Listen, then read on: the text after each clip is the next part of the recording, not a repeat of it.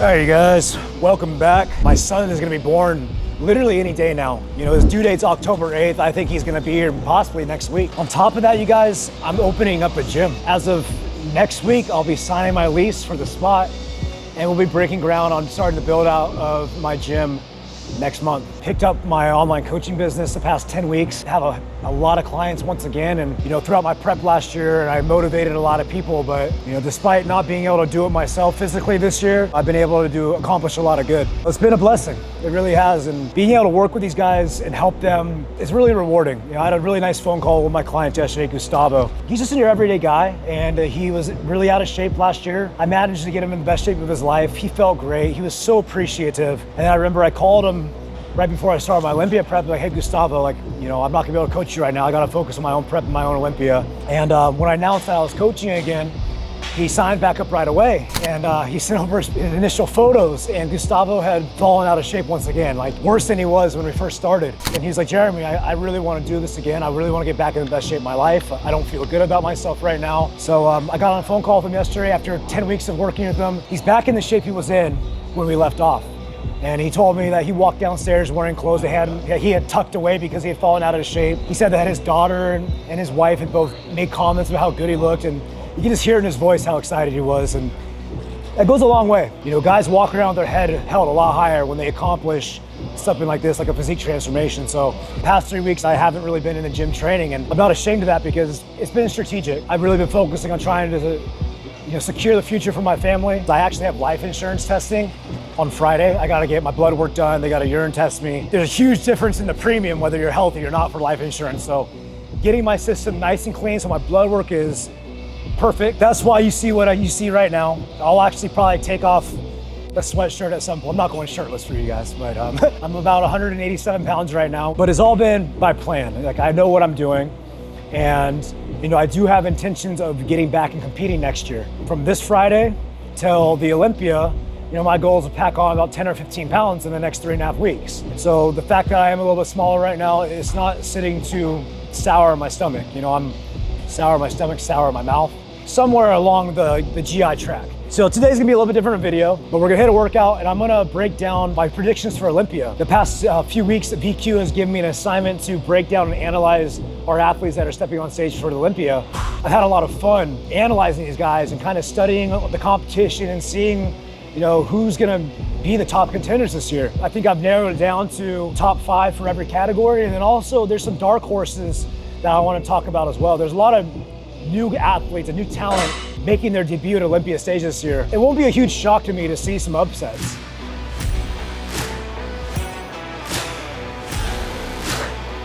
All right. It's the 60th anniversary of Olympia this year. The first time in, I think, 8 years that Brandon Hendrickson hasn't been on stage. I'm not competing this year, Brandon's not competing.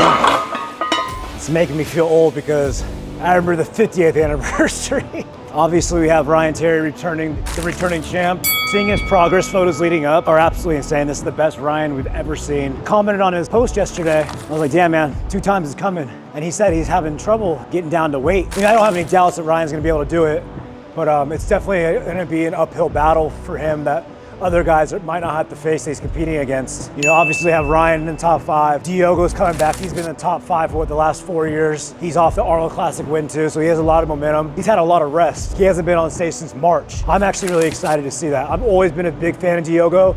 Even when he wasn't placing in Olympia the first few years that he's competing against me, I always knew that guy was gonna be up in the mix at one point in time. Obviously Aaron Banks, you know, Aaron's off of a big win in Dubai, losing the title last year. I feel like he knows he has something to prove this time. Aaron's a genetic freak, and he's gonna be the biggest guy in that top 5. So he's gonna be towering over a lot of these guys, and that can be a pro and a con. You know, the con being he's the one that's gonna stick out like a sore thumb that's not gonna fit in that lineup. So he's gonna have to come in, not just literally, but figuratively, heads and shoulders over these guys if he wants to win the Olympia title. And that's gonna be really hard with how good these guys have gotten. They've definitely narrowed that gap in that top 5. Some of these guys have separated themselves from the pack. So I got 3 guys right there. Emmanuel Hunter, coming off a 4th place finish last year. I'm friends with Emmanuel, I keep in touch with them. Emmanuel's gotten better and better every single year. I expect to see him in the top 5 again. That's still moving pretty easy. One thing I want to see from Emmanuel this year is more detail in his back. He's got crazy width, but it's lacked detail in the past. In order to get past those top 3 guys, that's something that Manuel's really gotta showcase this Olympia, is an improved detailed back. You know, moving along, we got Corey Morris is the Arnold UK champion. Some of the freakiest, craziest genetics in the division, super tiny waist. He's a taller guy. He's more of a slender guy, but he packs a lot of muscle on his frame. He's got like crazy shoulders, great arms on him, a bubbly chest. He's always gonna be a threat. I think he took like sixth place, because it was Chiron was 7th, I was 8th. I think potentially he can move up a spot or 2. And then we have, you know, obviously Brandon's out, so that leaves one open spot for that top 5. Vitor Chavez, a couple of wins this year. He did a lot of big shows and did really well. But that brings up my next person, Ali Bilal. I don't even think he was in top 16 last year. But Ali won the Pittsburgh Pro this year. He won the New York Pro, which are outside of the you know, the Arnold Classic and Olympia. Those are the 2 biggest shows. He won those shows and beat Vitor Chavez, who was 9th place last year. So I'm expecting to see Ali Bilal break into that top 10. Based off what I've seen from his progress photos, I really think he has a good chance of breaking into that top 5. I think him standing next to Ryan Terry will be a really good battle. The only thing that I'm seeing from Ali is his back. You know, he's got a good back, but from a genetic standpoint, the shape isn't as good as Ryan or Diogo or Aaron. I know he's been talking on social media like he's gonna win it all. That's the attitude that it takes to become a champion. You have to believe it in your head first in order to achieve it. Believe it to achieve it, right? That's why I talked a big game when I was on top. I talked a lot of shit because I knew in my head I was gonna win. And in order to be a champion, you have to have that mindset. Same thing with Aaron Banks, yo. We didn't like Aaron at all because he talked a lot of shit and his head was really big. Probably the biggest head we've ever seen. But, you know, it's, at the same time, like, he was the champion for a reason. There are a couple of dark horses that I've come across on social media recently that I didn't even know about. 3 weeks away, this is moving way too easy.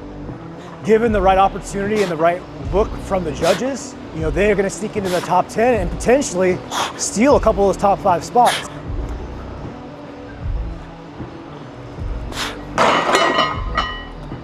I'm still strong. These other guys are so under the radar. I literally had to write down their names. First off, I have trouble pronouncing them. These 3 guys they're Asian dudes. Chris Putra, this post, he was getting weighed in and he was walking across the stage with his shirt off. And this video went freaking viral. Back separation in detail, his Christmas tree was just peeled and etched out. If he looks like that in person, nobody on that stage is gonna have as much detail from the back as he has. There's a wow factor. He's the guy that does that fucking crazy posing. Sanjay will put a video up right here for you. He has like this fucking really aggressive posing style. I think it's a little over the top, but at the same time, that's how I'm identifying him. So it grabs some attention, and that's what you got to do at this level. Especially if you're a new guy, you got to do something that's going to be a little bit different, so the judges are drawn to you in some way. And if he shows up the way he showed up in that Instagram video, there's a very good chance that he could upset a lot of these veterans and sneak into that top 5. And it'll be cool to see because I don't think we've had an international Asian athlete be in the top 5 at the Mr. Olympia ever.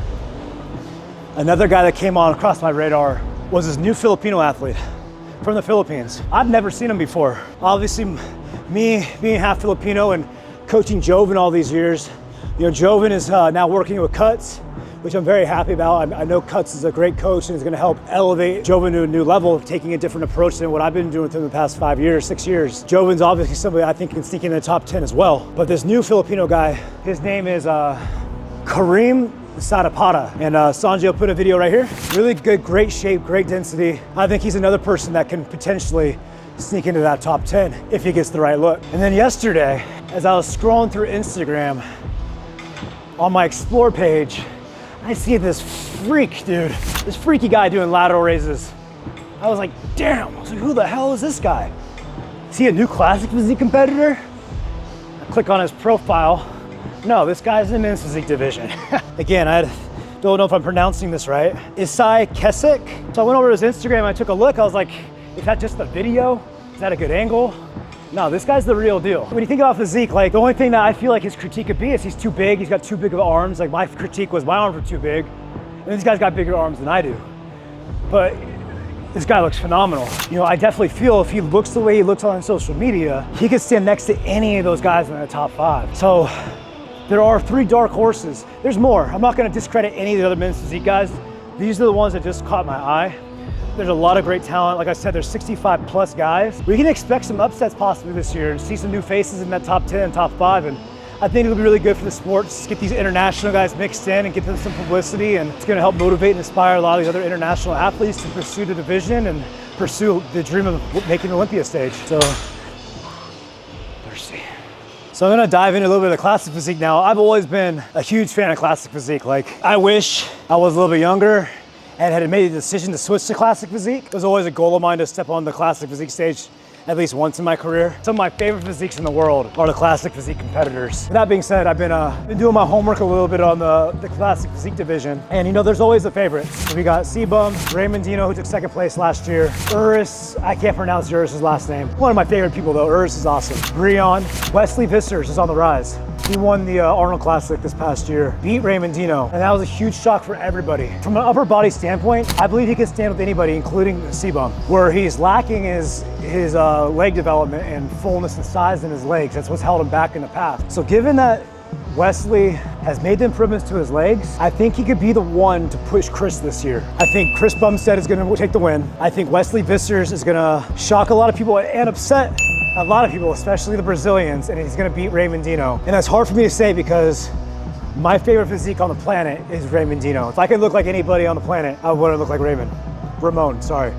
I want to look like Ramon. We have Uris and Breon also that are going to be rounding out the 4th and 5th position. Breon is a very good friend of mine. He's 44 years old. He keeps getting better year after year. He always shows up on point. He's never off. He's got the best posing on the stage. Him and Uris are the best posers, hands down. He's able to really highlight his physique despite being the smallest guy in that top 5. You guys gotta understand that Breon has to weigh 187 pounds on stage. He gets up to 230 pounds in his off season, you guys. C-Bum weighs about 235 pounds on stage. So that's the only thing I think can be holding Breon back from, you know, working his way past that top 4 position, with guys like Raymond and Wesley and Uris all being over 5'10". And also you can't count out Michael DeBull. He's always been in the, I think Michael was top 7 last year, and he keeps getting better and bigger and better and harder every single year. And judging by his recent updates, he's gonna come in at his absolute best. He's added a ton of quality tissue, and you know, he could be one that possibly sneaks in that top 5 as well. But I think one of the biggest stories this year is gonna be Jose Manuel Munoz. He's 22 years old.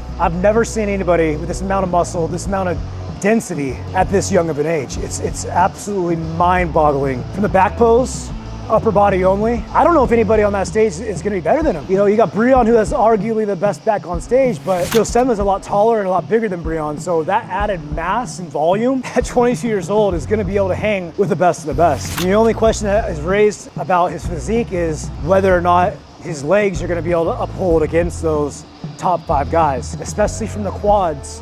When hitting his front shots, that's where he lacks a little bit. So we'll see if he's been able to make those improvements in his off season. But this guy's 22, you guys. This is the very first Olympia. This is the beginning of a fucking very legendary career, this guy. Like, he's gonna become, after C-Bum's done, he will be the new king of classic physique. And I'm willing to bet money on that. Definitely gonna be a top 6 guy in my opinion. And he very well could shock a lot of people, especially if he brings those legs up. And my last dark horse, I need to work out a little bit. I'm getting so excited. And the last dark horse of the classic physique division is another VQ athlete. I'm not saying this biasly because I'm teammates with these guys. I actually I've never even met these guys in person. I've only talked to Jose on Instagram. I've never even talked to Stefan Mentala. This guy is super impressive. I'm a huge fan of his physique. He's got these long muscle bellies. He's round, crazy conditioning, crazy density. And he's also a really good poser. And I think he can push a lot of these guys. He has an issue of trying to make weight, having to deplete down and trying to fill back out. And it's really, like I said, it's really hard to do that. And a lot of these guys take more than a day or two to get completely full. So if he isn't able to fill out that frame of his, you know, it's gonna be hard for him to sneak into that top 10 spot. But given that he does show up at his all-time best, he could be the dark horse of the division and work his way in the top 5. The only critique I have from him is that because he has to be careful of how much weight he packs on, his back isn't as big as I feel it could be. He lacks a little bit of width to his physique, and when you're standing next to guys like Wesley and C-Bum and Ramon and Breon, who all have great width, that's where somewhere where he can be exposed. But that's rounding off, like, what is that, my top 7? Top 8? Which brings us to the open bodybuilding division. That was a Jay Cutler quad stomp. It's hard to do. I don't got any quads anymore since I haven't trained my legs in freaking 5.5 months. The open bodybuilding division is interesting. I feel like there's definitely levels to bodybuilding, even at the Olympia level. Amateur bodybuilding to national bodybuilding, there's a huge difference between an amateur bodybuilder and a guy that's a national level bodybuilder. Going from the national level to the pro level, there's a huge difference in quality of athlete. And then going from the pro level to Olympia level, there's a huge difference. And then you go to the top 5 Olympians compared to the rest of the Olympians, there's a huge difference. And I feel like there's a handful of guys in the open bodybuilding division that have separated themselves from the pack, even at the Olympia level. And that's just been a generational thing. I mean, looking back, there's always been those top 2 guys that are like the leaders. You know, you had Ronnie and Jay back in the day. Then you had Phil and Kai. Now I believe there's 4 or 5 guys that are the front runners. You know, honestly, Derek Lunsford, who's obviously the current champ. You have Hadi Chopin, who won in 2022, took 2nd place last year. He was not happy about it whatsoever. I know Hadi personally. I know that this guy's got a different mentality, there's a little craziness behind this guy that you can see it the way he trains. He's a freaking animal in the gym. Super strong, he's all go, all the time. He's just got this fucking fire about him. That's why he's the Persian wolf. Not only that, he's Iranian, bro. I mean, if you guys know Iranian people, I was coached by Hani Rambab for a long time. I know how Iranians are. They're hungry, passionate individuals, and they have fallen in love with this sport because of Hadi and Hani. And the amount of support that they have, like, it's different for us in the States. Like, these foreign guys that are coming to the United States to compete on the biggest stage, and they're the only one from their country, they're representing their country. And that holds a lot of weight. Hadi wears that with a badge of honor, and he takes it very seriously. That loss last year, it ate at him, I could tell. And he's been on a mission ever since. And I know he's hungry to win again. I know he's teammates with Derek. I know they're friends, but he wants to take Derek's head off. And Derek's the man to beat. He looks to keep getting better and better himself. You know, but there's other guys that are on the rise as well. We have Samson Dowda, who is the Arnold Classic champion this year, a 300-pound monster. He's bigger than everybody else on that stage. I know he has his eyes set on defeating both of those guys. And it's just a matter of whether he's made the improvements or not. I feel like Samson's lost a lot of the shows from the back post, because when you're competing against those shoulder guys who hold a lot of mass and a lot of width from that shoulder stature, he kind of gets outsized from the back shot despite being 40, 50 pounds heavier than these guys and 5, 6 inches taller than them. So it's gonna be interesting to see if he has packed on the additional mass from the back to be able to knock off guys like Hadi and Derek. One of my personal favorites, Andrew Jacked, great friend of mine. And actually, I take a lot of pride in this story because he'll tell you the story himself. I met Andrew Jacked in 2019 at the Dubai Expo. And he came up to one of the booths I was working out. He was hanging out with Larry Wheels at the time. He was Larry Wheels' training partner. Wasn't bodybuilding. He was just like lifting and hanging out with Larry doing content. And he came up to you, I met him, super nice guy. And I was like, bro, why don't you compete? He's like, oh, I don't know. I haven't really thought about it. I'm like, bro, if you compete, you could be Mr. Olympia one day. He's like, you really think so? I was like, yeah. And sure enough, he got on stage the next year. Now he's in the conversation to potentially be Mr. Olympia. Andrew Jacked, aka the Mona Lisa, absolutely beautiful physique. Like, we haven't seen something like him since like Flex Wheeler. He's an athlete, he's chiseled out, he's a taller guy, and he's another 300-pound mass monster. But it's like a pretty mass monster. Like, a lot of mass monsters are just like bulk. And this guy's got an aesthetic physique on him. He's just not as, it's hard to say because he's so damn big. He's not as like round and bubbly in like his side poses as some of these guys are. And I think that's where he kind of falls off, like on his side chest pose. Not quite as thick as Samson, definitely not as thick as Hadi or Derek, but from like an abdominal shot, he smokes everybody. Back double bicep, front lat spread, front double bicep. He's coming into Olympia this year with a lot of momentum. And I think he's gonna possibly be somebody that he could win. He really could. If not, he'll sneak into that 3rd or 4th spot, maybe even 5th.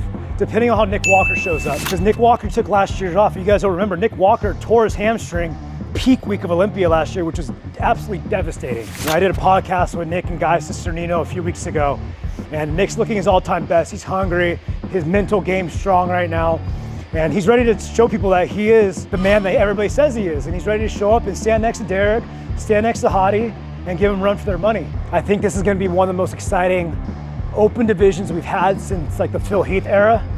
And that's a lot to say because classic physique has definitely grabbed a lot of attention in the last few years from the open division.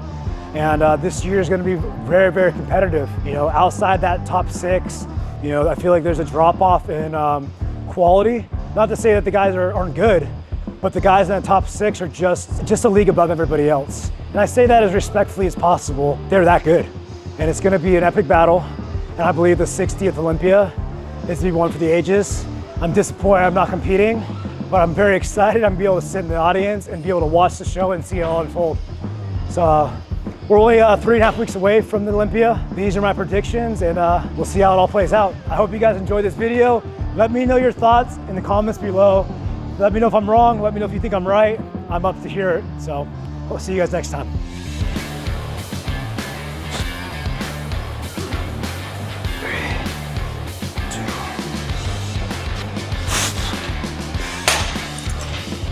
I told you guys I'd show you my physique.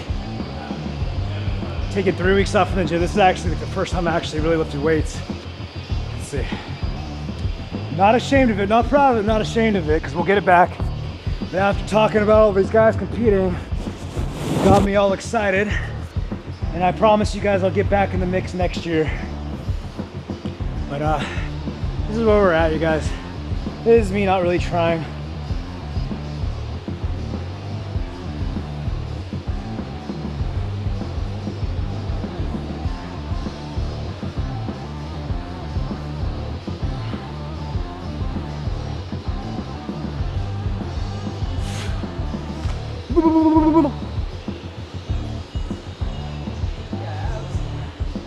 It's because I shaved my stomach. My body's gonna be fresh when I do bounce back, and we'll pack on some size quick. I think this is the first time that YouTube has seen GAT's new protein, NitroFlex 100% whey, isolate concentrate blend.